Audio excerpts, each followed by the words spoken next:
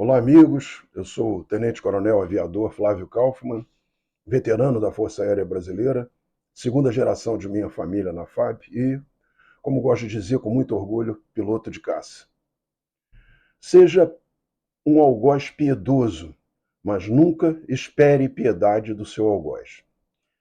Essa frase, um conceito de pura estratégia política, cunhada por meu filho mais novo, pode ilustrar um Brasil tomado por uma espiral de perseguições jurídicas, manipulações institucionais e a corrosão progressiva dos pilares democráticos, ilustrados com a recente prisão domiciliar de Jair Bolsonaro agora pela manhã. E elas marcam não apenas um episódio político, mas um divisor moral. Trata-se da penalização de um ex-presidente que, mesmo sob intensa pressão, optou por não romper com a ordem constitucional, enfrentando inimigos que, desde o início, jamais reconheceram os mesmos limites.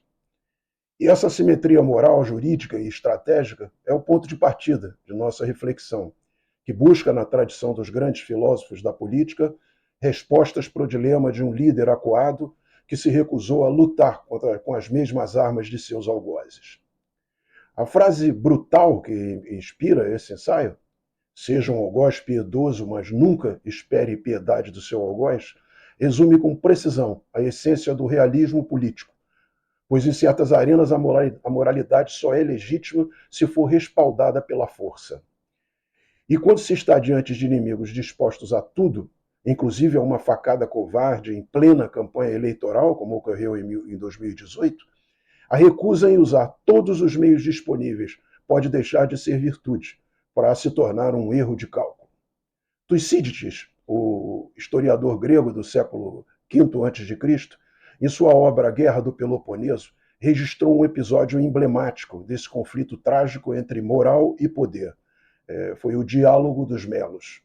Nele, os atenienses, em posição de força, exigem rendição da pequena ilha de Melos, que desejava manter sua neutralidade no conflito entre Atenas e Esparta. E quando os melianos apelam à justiça, à razão e à esperança de auxílio divino, ou de aliados, os atenienses respondem secamente: os fortes fazem o que podem, os fracos sofrem o que devem. Para Atenas, a lei era apenas um adorno retórico, quando a força podia prevalecer.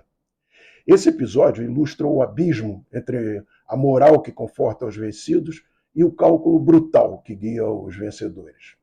Bolsonaro, ao se manter dentro dos limites constitucionais, ecoa a inocência dos melianos e sofre, como eles, a consequência de ter acreditado que o mundo respeita princípios em momentos de disputa pelo poder.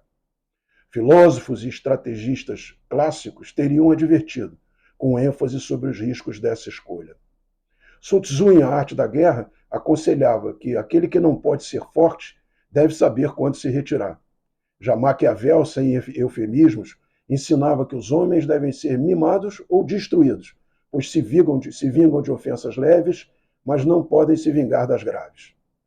Para ambos, Bolsonaro cometeu o pecado dos líderes benevolentes em tempo de guerra, ou seja, quis preservar sua legitimidade enquanto seus adversários a despedaçavam com ferocidade.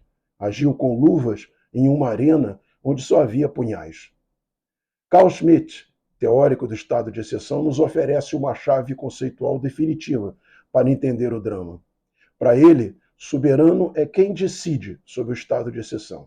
Ao se manter fiel a uma Constituição já sendo instrumentalizada contra ele por seus oponentes, Bolsonaro abdicou de qualquer controle de seu destino. Tornou-se refém daqueles que controlam a exceção. E a exceção virou regra. A moralidade constitucional, quando unilateral, converte-se, portanto, em fragilidade. Nietzsche veria nisso a expressão da moral dos escravos, a obediência diante da brutalidade, o apego à legalidade, mesmo quando esta se converte em instrumento de opressão. Para ele, o governante que se recusa a morder enquanto é devorado está apenas adiando a própria destruição. Nesse tabuleiro trágico, aquela ausência de apoio de parte das Forças Armadas ao último esforço de Bolsonaro para impedir a consumação do projeto revolucionário de esquerda é um capítulo à parte. Os comandantes do Exército e da Aeronáutica treinados para defender a pátria contra ameaças internas e externas, optaram pela neutralidade passiva, travestida de institucionalidade. Ao assim fazerem, certamente traídos por uma falsa interpretação de legalidade e uma errônea impressão de intempestividade na iniciativa do ex-presidente, terminaram por faltar à missão superior de proteger a nação contra a sua captura por forças políticas aliadas a ditaduras e organizações terroristas, inimigas declaradas do mundo livre, o que viria a ocorrer. O governo Bolsonaro acreditou ser possível vencer pelo exemplo, pelo respeito à forma, pelo voto. Foi esmagado pela máquina de poder que não reconhece outro valor senão a conquista e a perpetuação do domínio. Como advertiu Clausewitz, aquele que não entende que a política é guerra por outros meios está condenado a ser derrotado por quem entende. Restringir-se diante de um inimigo que usa todos os meios é ceder à iniciativa e perder a guerra. É correto admitir que há bens mais altos do que uma vitória política, como a alma, a consciência e a retidão diante de Deus. Para Santo Agostinho, um governante cristão deve preferir ser mártir a tornar-se tirano. Talvez tanto Clausewitz quanto Santo Agostinho tenham razão, mas apenas se a sociedade for capaz de discernir os tempos. Há momentos de martírio e há momentos de combate. A verdade é que, enquanto o país sangra em sua liberdade, o governo atual resolve enfrentar os Estados Unidos, nosso maior parceiro estratégico, abraçando o mesmo anti-americanismo tosco que marca ditaduras como Cuba, Irã, Venezuela e Nicarágua. Em nome de uma soberania de fachada, retoma-se o velho discurso de confronto com o mundo livre, esquecendo que nossa economia depende de insumos, tecnologia, investimentos e confiança externa. Novamente, como no Diálogo dos Melos, somos os melos querendo peitar Atenas, sem a força e nem o realismo para tanto. E assim como os melianos, o governo Lula acredita que sua inculta retórica do coitadismo basta para equilibrar o jogo. Mas o mundo não é justo, e na arena das nações, como na política interna, quem espera piedade acaba encontrando o jugo. A soberania não se afirma com slogans, mas com força real, alianças sólidas e integridade institucional. Hoje não resta mais tempo para hesitações.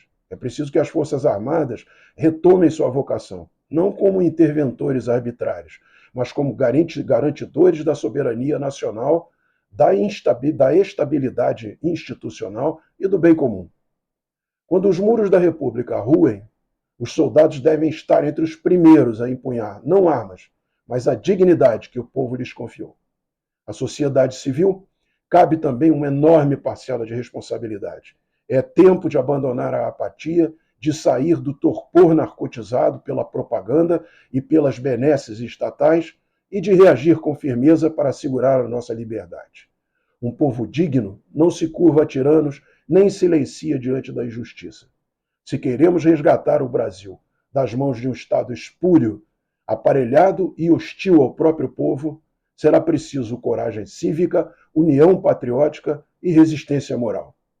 A paz verdadeira só floresce onde há liberdade, justiça e verdade. Que Deus nos ajude.